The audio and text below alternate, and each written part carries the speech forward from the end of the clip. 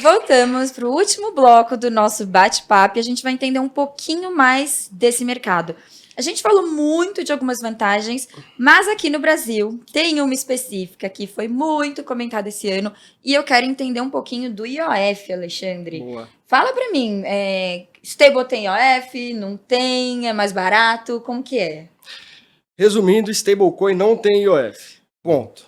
Por quê? A gente tem a lei 6306, que traz os requisitos do IOF e também traz o fator gerador do IOF.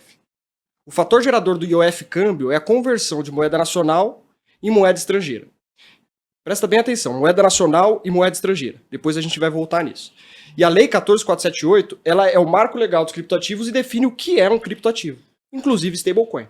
E ela fala, criptoativo é moeda que utilizada para investimento ou atrelada à moeda fiduciária, dólar, enfim, qualquer que seja. Ele traz a definição do criptoativo e em seguida ele fala o que não é criptoativo, o que não é ativo digital. Inciso 1º, moeda nacional. Inciso 2º, moeda estrangeira. Então, se a gente voltar para o fator gerador de IOF, que é a conversão de moeda nacional em moeda estrangeira, não tem nada a ver. Então, sempre que você utiliza stablecoin como rail de liquidação, você não paga IOF, justamente por não se enquadrar no fator gerador que atrai esse imposto. Claro, esse é um panorama que pode mudar. Mas, no meu ponto de vista pessoal, isso é algo que tende a demorar. Justamente por ser uma lei e que o processo legislativo para alteração de normas é um pouco mais complicado do que, por exemplo, um decreto executivo. E hoje, grande parte das remessas, a gente tem aí 3,5% de IOF, né? 3,5%. Só de largada, 3,5% de IOF, que no final do ano, aí para quem trabalha com importação, exportação, pagamento de serviços, isso aí vai gerar realmente uma diferença muito grande. Numa remessa grande faz essa conta, Qualquer né? que seja, por mais que seja pequenininha, né? O pequeno que ele economiza já é alguma coisa, porque para sobreviver, por ser pequeno, já qualquer coisinha que tirar é melhor. E para o grande, então, pode ser aí realmente um ganho de eficiência financeira muito bom. E Bernal, quem é que pode usar dessa vantagem? Então, quando a gente tem um produto de pagamento internacional com stablecoins, para quem ele é? Quem pode usar essa vantagem do IOF? Todas as pessoas físicas, pessoas jurídicas, qualquer tipo de empresa, qualquer segmento também, né? Comércio, indústria, todas as pessoas que tiverem interesse em transacionar suas operações para algum outro país, elas podem usar a BitBank, é óbvio, né? Para fazer essas remessas por meio do stable, né? Ou até mesmo fazendo a liquidação fiduciária, como a gente já explicou aqui em outros modelos, né? Eu venho do mercado de câmbio, como eu já falei, o pessoal já sabe disso, eu cobrava 30, 40, 50 dólares às vezes de tarifa, né? De Swift, né? No mercado de câmbio tem essas tarifas que os bancos cobram. Aqui na BitBank não tem tarifa de envio, né? A gente não cobra tarifa de Swift, por exemplo. Então, só aqui de largada você já tem uma economia de tarifa e também tem o spread bancário, que os bancos cobram, né? Aquele spread que é o percentual em cima do dólar. Aqui nós temos também, óbvio, porque a empresa ela não é, né, ela não é uma instituição de caridade, né, pessoal? Mas o spread ele é significativamente menor, né? Porque, obviamente, a gente trabalha com uma liquidez muito maior aí, né, no mercado de stable, então isso aí já também é uma outra diferença muito significativa, tá? Então, resumindo aqui, fala pra gente, ninguém tá vendo. É mais barato de verdade fazer essa transação? Sem dúvida, e eu posso falar isso com propriedade, porque eu venho do mercado de câmbio e eu acompanhei esses custos, eu precifiquei muitos custos para outras instituições financeiras, então realmente existe aí até uma movimentação do mercado financeiro bancário para que realmente possa competir com esse novo modelo de negócio, porque é um modelo bastante promissor, né, a parte de stables. Então você assustou quando você veio do mercado de câmbio, que você chegou para stable e falar, é possível mesmo ser mais barato? Sem dúvida, porque eu achava um absurdo, inclusive, né? Poxa, você vai pagar uma remessa financeira e às vezes você precisa pagar 100, 200 dólares e você paga uma tarifa de 50% do valor da sua remessa você paga em tarifa para o banco. Então, realmente, isso assustou muito, né? Causou, para mim, né, quando eu vim para a BitBank e comecei, obviamente, a navegar nesse cenário novo de stablecoin, realmente me surpreendeu bastante e me trouxe até como consumidor, que eu também sou, né? Realmente alternativas muito importantes e isso ajuda no desenvolvimento econômico do país, né? Causa reflexos muito importantes para o desenvolvimento econômico do país, porque gera mais competitividade, as empresas brasileiras se tornam mais competitivas no cenário internacional, então realmente acho que é uma alternativa que vai ajudar ajudar como todo. O próprio Matheus acho que até comentou a questão né, dos benefícios que isso traz para a sociedade como um todo. Se você está com dúvida se a stablecoin de fato serve para o teu modelo de negócio, a pergunta que tu tem que se responder é: você faz pagamentos internacionais? Se sim, utilizar stablecoin vai trazer menor custo e maior agilidade para essas transações. Sem dúvida. A gente fala que tomou a pílula laranja, né? Depois que você entende as vantagens de cripto, de stablecoin, você fala, como que eu vivia do outro jeito? Como é que eu pagava 50% para fazer uma transação, né? Mas tem como mesclar esses dois mundos? Corretora de câmbio pode fazer pagamento com stablecoin? Pode. Aqui a Bitbank atende tanto parcerias, né, instituições financeiras, correspondentes cambiais.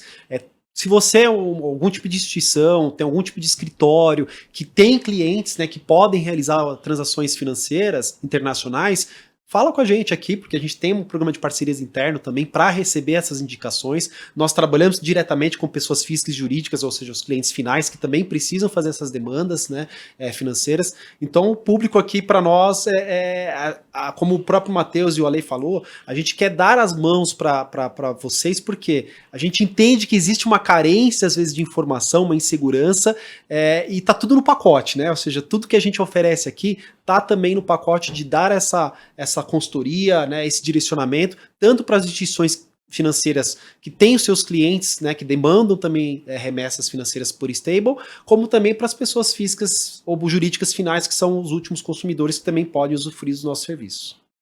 Matheus, eu quero provas. Tem alguém realmente usando stablecoin? O mercado é bilionário. Não vale você, não vale você. É que vocês não conseguem chegar aqui, mas eu tô aqui, aí voltando pro Technicase, tá? Existem alguns programas chamados Blockchain Explorers, então a gente tem o Tron Scan para blockchain Tron, o Ether Scan para blockchain de Ethereum, e aí quando a gente pega aqui o USDT, uma só stable, em apenas uma blockchain, ou seja, o USDT na rede Tron. Quando a gente fala de movimento transacional, ontem, 158 bilhões de dólares americanos transacionados.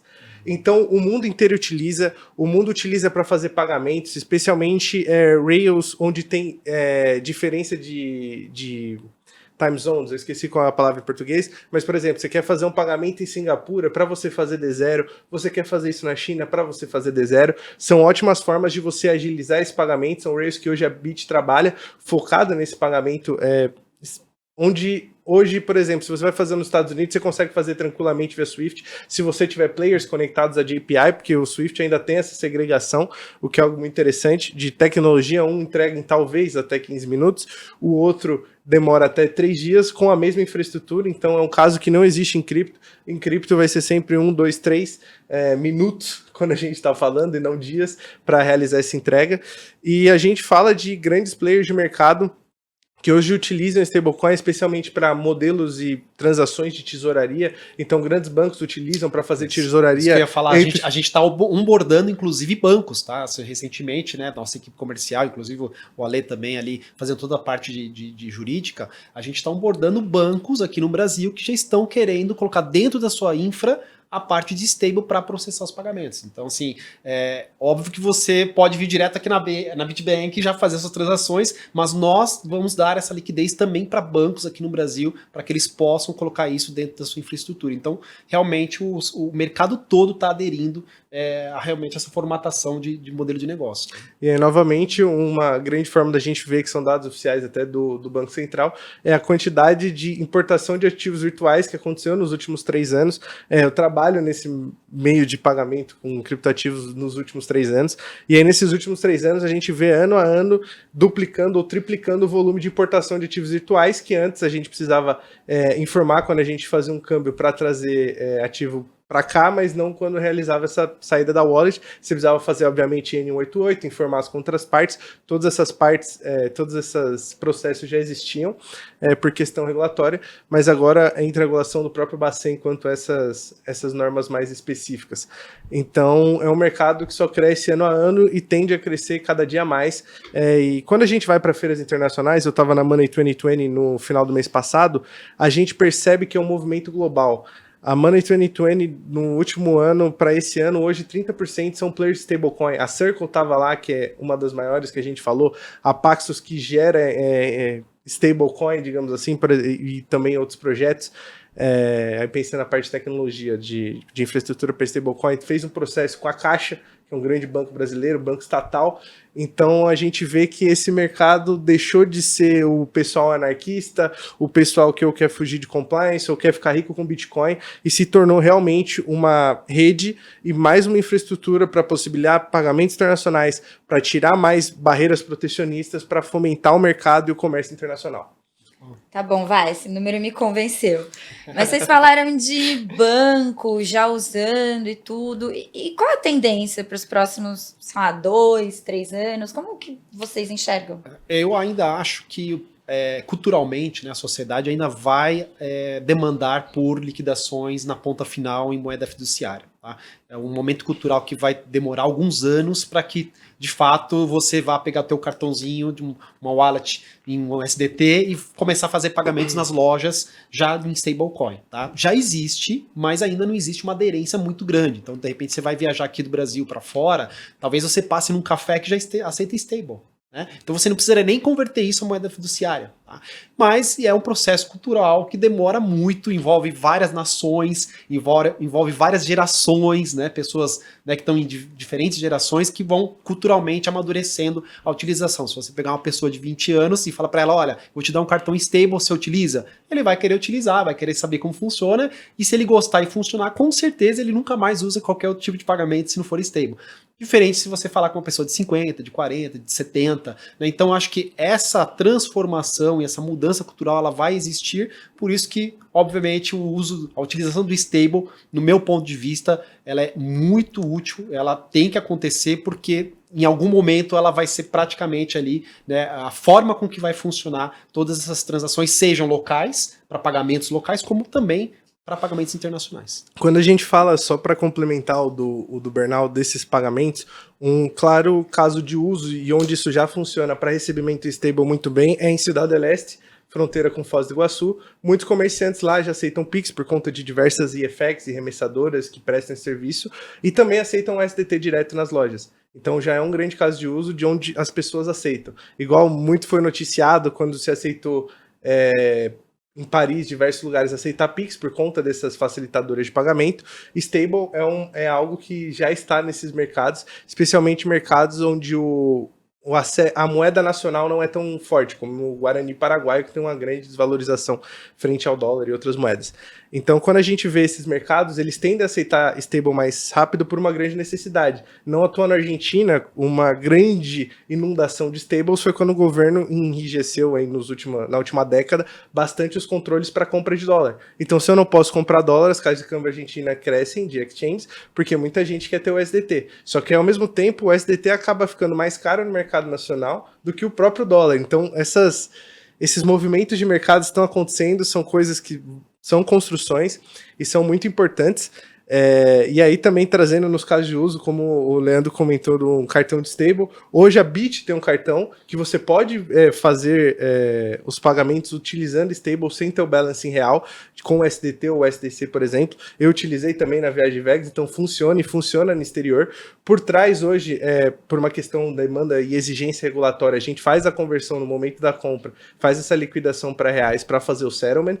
Mas na prática eu não preciso ficar sujeito à valorização ou desvalorização do real. Eu posso dolarizar isso com o SDT ou SDC, e aí eu tenho meu patrimônio em dólar para executar esse pagamento internacional. Então, se o câmbio no dia da viagem piorou 20 centavos, 30 centavos, eu já tenho essa segurança e eu já consigo utilizar esse cartão da Bit em qualquer lugar que aceite Mastercard, que então é basicamente quase qualquer lugar do mundo quando a gente pensa.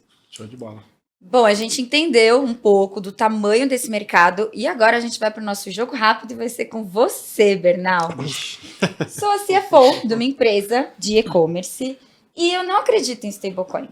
Eu acho que isso é uma tendência que vai passar e eu não quero utilizar para os meus pagamentos internacionais. Legal. Convença-me do contrário. Você já usou cheque na sua empresa lá atrás? Lá Lá atrás. atrás você usava cheque. Por que você trocou? cheque Porque para o cheque você ficou utilizar. ultrapassado. Ficou ultrapassado. Você viu que para tua empresa você tem uma dinâmica mais rápida de você compensar os teus recebimentos. O cheque demorava muito, né? O sistema bancário você trocou para ter agilidade, para poder usar o teu capital de maneira inteligente, né? Poder remunerar o teu capital e não ficar parado na mão de outra pessoa, né? Então toda essa mudança foi uma mudança cultural que você teve. Hoje o que eu te provoco por que não ter uma nova mudança cultural? Né? Por que não enxergar também um novo modelo de stable como uma possibilidade de você rentabilizar a tua operação melhor, dar mais dinâmica para o teu negócio? Essa é a minha provocação que eu faria para você, e eu acho que você, com certeza, no mínimo, teria essa curiosidade de falar, poxa, por que não tentar fazer uma remessa, utilizar esse método uma vez, fazer uma prova? E eu sempre falo isso para as pessoas, né? Nunca se joga de cabeça num modelo de negócio novo, né? Num modelo de transação nova. Eu acho que é importante você provar, sentir a experiência, né? Até porque a gente tem, né, várias empresas reguladas, não reguladas, a gente tem, né, mercado financeiro tem estudo realmente, então sempre conhecer a empresa, escutar um pouco da empresa, pesquisar a empresa, ver qual que é a origem da empresa, conhecer um pouquinho da história da BitBank, por exemplo, se vocês quiserem, né, tomar um café, a gente está sempre aqui, temos aqui pessoas em São Paulo, pessoas em outras localidades do Brasil, então provar, fazer essa experiência, porque aí se você gostar, não tem volta. Mas por que você acha que eu sou sua cliente? O Eu seu poderia ser sua cliente. Qualquer pessoa, qualquer perfil pode ser cliente da BitBank, né? Desde que, como a própria lei, o próprio Matheus refrisaram aqui, se você tem pagamentos internacionais, se você, até mesmo nós temos o nosso cartãozinho de reais aqui, que pode ser também utilizado, né? Com lojistas que aceitam stablecoin, qualquer tipo de demanda que envolva um criptoativo, um stablecoin aqui em específico, seja para um pagamento, ou seja até mesmo para uma utilização aqui interna, a gente consegue oferecer essa demanda, a gente consegue atender essa demanda, na verdade, e isso para você vai trazer com certeza benefícios do nosso cartão, inclusive cashback, né? 1%. Cada compra Até que você 10%. faz tem Até cashback. 3? Até 10. Até 10. Até 10, eu tô atrasado aqui. Hein? Só você acha que tem esses 10, hein, Matheus? Não, Tá consumindo no muito. meu primeiro mês foi 2%, Ah, porque o primeiro bom. mês a gente tem 2% de cashback para todos os novos usuários do cartão. 2% no primeiro mês? 2% no primeiro mês, e aí fazendo as atividades você pode chegar até 10% de cashback, e aí volta. Se você não usa só débito e Pix, portanto, como você usa cartão de crédito, você já pode utilizar a Bit, já tem uma função para você, que é ter um cartão com cashback e proteção até cambial de valorização, se o seu negócio tiver esse. Mas, Bernal, eu já uso o Swift, eu já faço isso há muitos anos. Por que eu vou mudar agora? Do mesmo jeito que você mudou, acho que tudo, nada é eterno. Né? Eu sempre brinco assim, falo com o pessoal, quando a gente fecha os olhos para mudança, a gente perde oportunidades. Né? Eu tenho, obviamente, na minha carreira, muitos anos de ver vários modelos de negócios acabarem. Né? Quem aqui não viajou com papel moeda, com espécie para o exterior? Tinha muitas agências de turismo antigamente que elas trabalhavam só com venda de papel moeda. Quando veio a pandemia, infelizmente eu vi muitos empreendedores irem à falência. Né? Por que a Blockbuster, né, lá atrás, talvez não olhou para o futuro? Né? Quem não ia lá deixar a fitinha lá naquele... Né? Hoje em dia, a Netflix está na tua casa. Né? Netflix ou qualquer outras, né, empresas que oferecem aí, né, conteúdo via internet. Então, essas mudanças, né, e eu falo aqui em todos os segmentos, né, se a gente não está aberto a mudanças, a gente perde a possibilidade de agarrar oportunidades que podem mudar de uma maneira assim incrível o nosso negócio ou até a nossa vida. Então acho que é importante, o meu conselho que eu te dou, já que você está sendo insistente que eu te convencer, é que essas mudanças, sem dúvida nenhuma, podem te levar em um outro patamar de negócio. Tá bom, vai, deixa seu cartão aqui pra mim depois. Show de bola. Pessoal, depois dessa a gente encerra aqui o nosso programa com os especialistas do BitBank. Espero que vocês tenham sanado várias dúvidas que a gente abrangeu, vários temas aqui. E no próximo a gente discute outro assunto. Até mais!